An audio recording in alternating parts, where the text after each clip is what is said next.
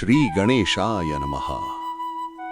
ज्यांच्या कृपेने सर्व विघ्न कापसासारखी जळून जातात, त्या विघ्नहर्त्या गणेशाला साष्टांग नमन.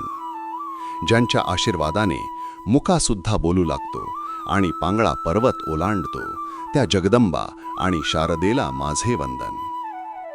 अलंकापुरीचे ज्ञानेश्वर, देहूचे तुकाराम आणि समर्थ रामदास स्वामी या संतांच्या मांदियाळीत विदर्भाच्या पावनभूमीत एक परब्रह्म अवतरले.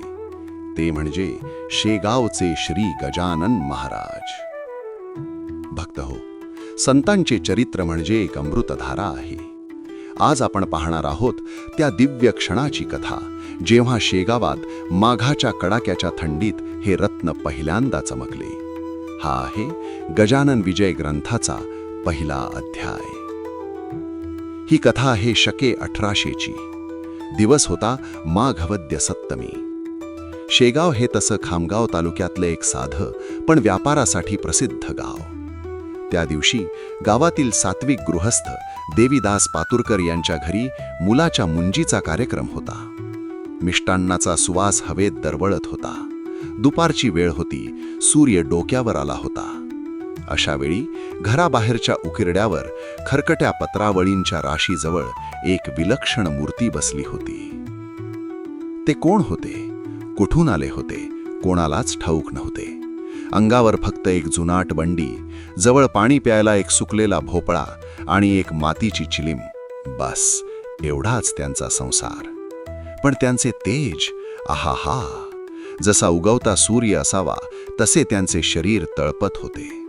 ती व्यक्ती रस्त्यावर पडलेल्या पत्रावळींमधून अन्नाचे कण वेचून खात होती.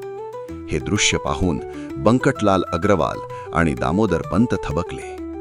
बंकटलाल दामोदरला म्हणाला, अरे, व्यासमुनींनी भागवतात म्हटलंय की खरे संत कधी कधी पिशाच्च्यासारखे किंवा वेड्यासारखे वागतात. चल, आपण जवळ जाऊन पाहूया. बंकटलाल जवळ गेले आणि नम्रपणे विचारले, महाराज, हे उष्ट अन्न का खाताय? मी तुमच्यासाठी ताजं जेवण आणू का? महाराजांनी त्यांच्याकडे पाहिले. जेवण आले, पण हे काय? महाराजांना ना आवडीची पर्वा ना निवडीची. त्यांनी ताटातले गोड, तिखट, खारट सर्व पदार्थ एकत्र कालवले आणि त्याचे सेवन केले. जेवण झाले, आता पाणी. बंकटलाल म्हणाले, महाराज थांब, मी तुमच्यासाठी थंड पाणी घेऊन येतो. महाराज हसले. गुरांना पाणी पिण्यासाठी जो हौद होता त्यातील पाणी पिऊन त्यांनी आपली तहान भागवली.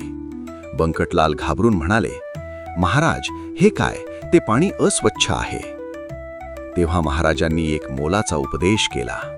ते म्हणाले, अरे, चांगले आणि वाईट, स्वच्छ आणि घाणेरडे हा भेद फक्त तुमच्या मनात आहे. ब्रह्म हे जसे गंगेच्या पाण्यात आहे तसेच ते या गटाराच्या पाण्यातही आहे. जे सर्वत्र भरून उरलेलं आहे त्याला कशाचा विटाळ. हे ज्ञान ऐकून बंकटलाल आणि दामोदर पंत भारावून गेले.